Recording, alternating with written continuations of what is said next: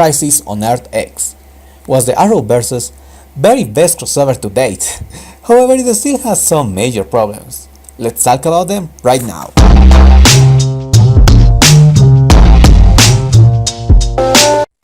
Hello guys, Sinet here. So today I'm going to talk to you about Crisis on Earth X, the Arrowverse's latest crossover, which was pretty good by the way. Many people are saying that this is better than the Justice League, and well, outside of cinematography, I think they may have a point. However, that's not the thing to discuss here. We are going to discuss its problems, and of course it had some very major ones. And I personally have to say that I loved this crossover. It was amazing. I think it was just very fun, very entertaining, and it had some amazing moments. And yet, still, I have to criticize it for some of the choices in writing. Well, let's begin. But before I say anything else, just remember, spoiler alert! Problems on the display of the competence of some of the characters. Now, this one is a little bit confusing, so let me explain. I mean, we have the Team Arrow, for example, and Heatwave and Caitlyn go against the Dark Arrow, and they all get their asses kicked. And it was a pretty cool sequence, but I don't think that they will get their asses kicked so easily against one Oliver. I think perhaps Dark Arrow should have taken a few of his guns out there. I don't know, it felt a little bit weird, like diminishing for these characters. And we didn't even see Dinah use her Sonic Scream that should have knocked the hell out of Evil Oliver. But well, we also had like Sarah acting like second fiddle. I didn't like that. I mean, she's the leader of the Legends. She should be on Oliver's level by now in protagonism. I mean, she's often set aside, and she was just Alex's companion basically, and I think she could have done much more. She should have gotten her own, enemy there, other than that brief moment with her father. And then we also had this huge part of the story where Felicity and Iris save Supergirl and everyone else. Now, they obviously didn't use powers, they didn't defeat any villain, they had a lot of problems, but I think they got a lot of focus on them. And okay, I get it, they are the main girls of the two main heroes, but love interests and secondary characters should take a little step aside, I think, in this kind of events, because there was no time to display the other legends, for example.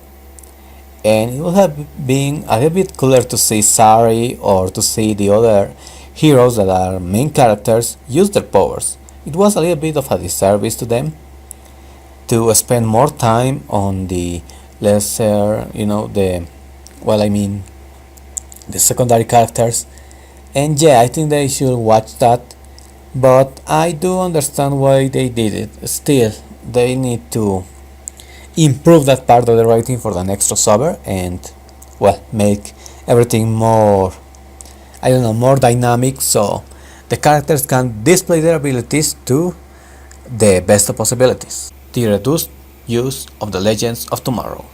Now, this point comes hand in hand with the last one, and it has to do with the Legends being often used as second fiddle on the crossovers. And I think this is a much bigger issue because they are protagonists. They have their own show, yet they are played as just second-rate heroes compared to, the Flash, to Arrow, to Supergirl. And well, we had them most of them were missing until the last episode. Now I know, I realized that Jax and Stain Ghost got the most meaningful arc of the entire thing, and that was awesome. I loved their arc. However, still, I mean, we didn't see Ray that much. He had a pretty kick-ass thing. That was amazing. We didn't see Nate. We didn't see Sari. We didn't see, more play of Vixen and her animals. I mean, it felt pretty wasteful, in my opinion. They could have done a lot more with them. I understand that perhaps there are some actor contract issues that impede them to include the legends on the other shows, and okay, that's fine, I guess, but they could make an effort to, get past that. I also imagine it's a lot more budget, a lot more to play around with the logistics of screen time, and I appreciate that. I understand. But still, I think it would have been much more interesting to see an arc of Mick too. I mean, he was once again being the guy who was just joking about a girl. And okay, that's classic Mick, that's funny.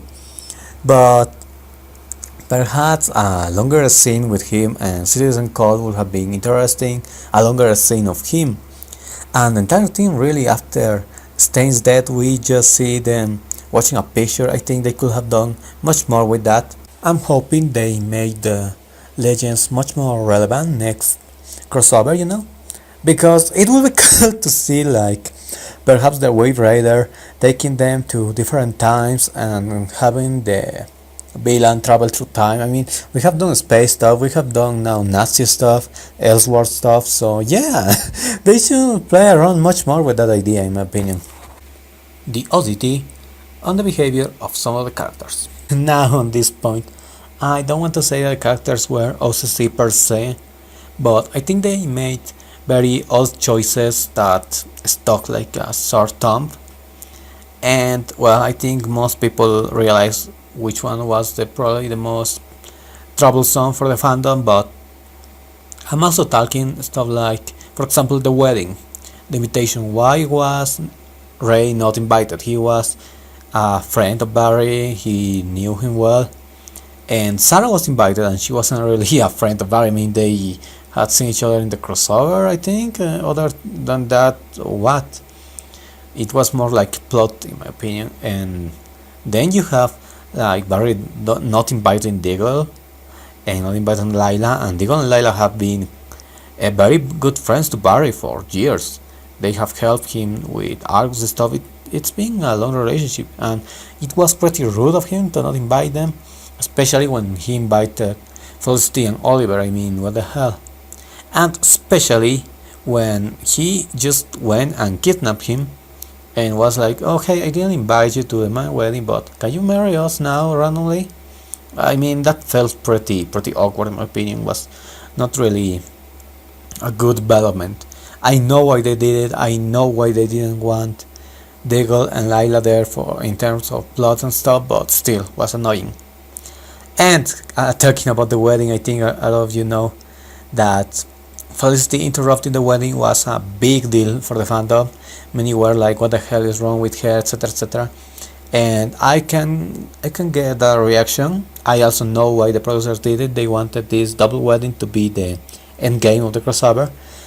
And well, I think that in the end it caused a pretty big thing that is like marrying the two biggest couples in just a spur of the moment, and fans that wanted this got simply something that was quite underwhelming, in my opinion. It could have been much better done, and fans that didn't want this got it shoved into their throats in the crossover. I mean, I think it was a lose-lose situation. They could have worked these weddings much better, and they didn't. I think it was really a waste opportunity, and of course Felicity acting like that and Oliver going along felt pretty awkward and weird.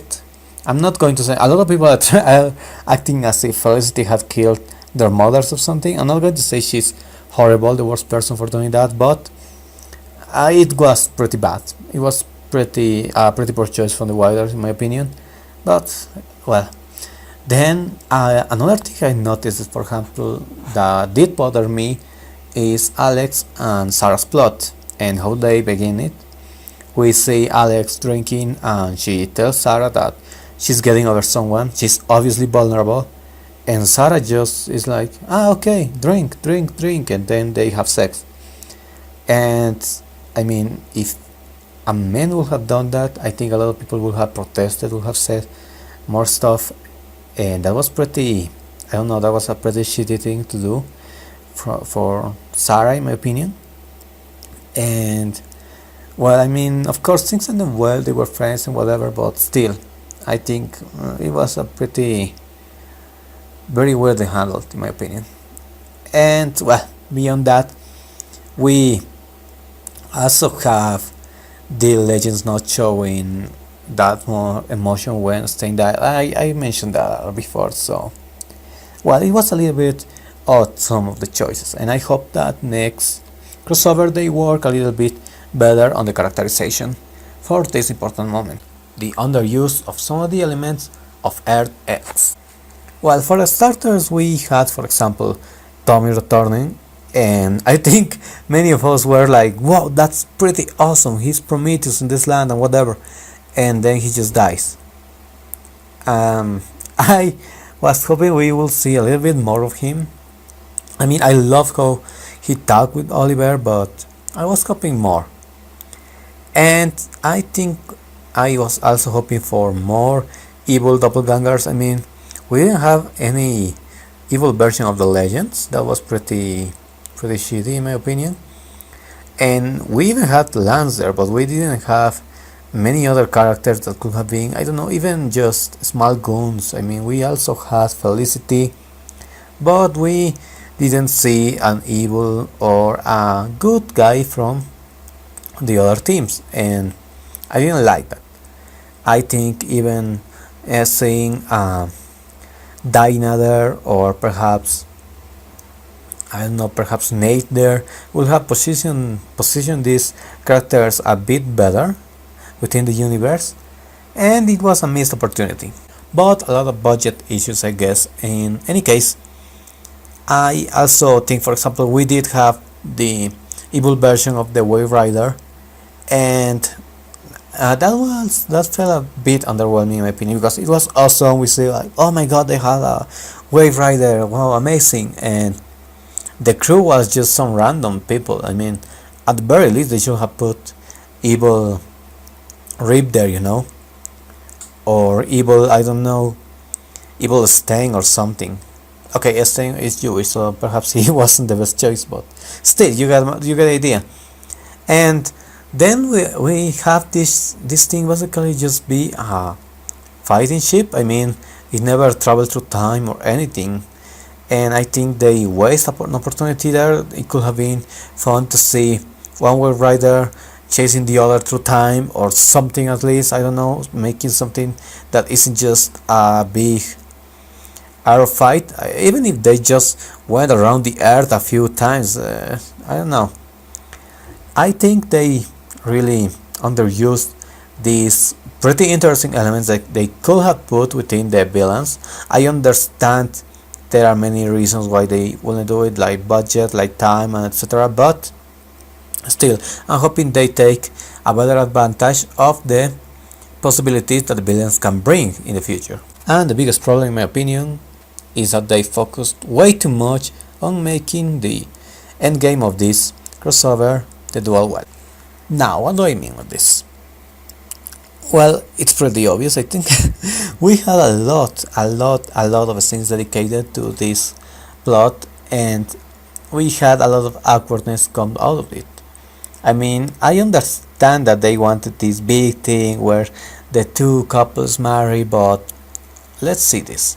We have Stain's service there, we have all the characters crying and whatnot, and then they just send the legends away, they just send Supergirl away, and oh hey, wedding time. It feels awkward, it feels weird, and I think it takes away some of the weight of Stain's loss. In my opinion, I think Stain and Jack's arc was by far the best thing happening on this event, and they should have focused on that, on the end game, on the most important thing. I mean, imagine we have all the characters later mourning Stain, reminiscing and learning from what he left behind. It would have has much more gravitas. It would have ended in a much more powerful note. Instead, they forgot about it quickly, swept it away, and said, oh yeah, wedding. We want to end with a wedding. The wedding is the most important thing. and that obviously angered many fans. We also seen a lot of the scenes about the wedding, like Oliver and Felicity fighting over and over, Felicity talking about the wedding and about why they are a good couple, why they aren't a good couple, will they not, will they. It was a game that was not necessary on this crossover, and perhaps they should have done another crossover only with Arrow and the Flash, because it felt like they left behind the rest of the plot with Overgirl and with Supergirl and Legends of Tomorrow. I mean, even if you said both of these shows had their own plots with Alex and Jackson staying, I still felt that the focus on the Flash and the Arrow was way too much because of the weddings. Now I understand everyone reunited because they wanted to see Iris and Barry's wedding, but hey, why not marry just them at the end in a very before the funeral, Then have the funeral and end with that powerful note. And later you can say that Oliver and Felicity, talked about what they will do with the wedding and have the wedding, have the finale taking place there. I mean, they could have done much more with this. And I think focusing so much on making this the end game of Earth X robbed many fans of the opportunity of seeing much more interesting weddings, and robbed many fans of the opportunity of seeing a much more powerful ending to this magnificent crossover. And well, guys, that will be it for this analysis. I hope you enjoyed it. And well, I love this crossover. I love it a lot, even if I talk about its problems. And I'm thinking of making a video about its 5 best things. I don't know. And I'm going to be seeing you next time on this video. And well, hope you comment, hope you tell me what do you think about this crossover. And that will be it. If you like this, please hit the like button and subscribe. Sing it out, and goodbye.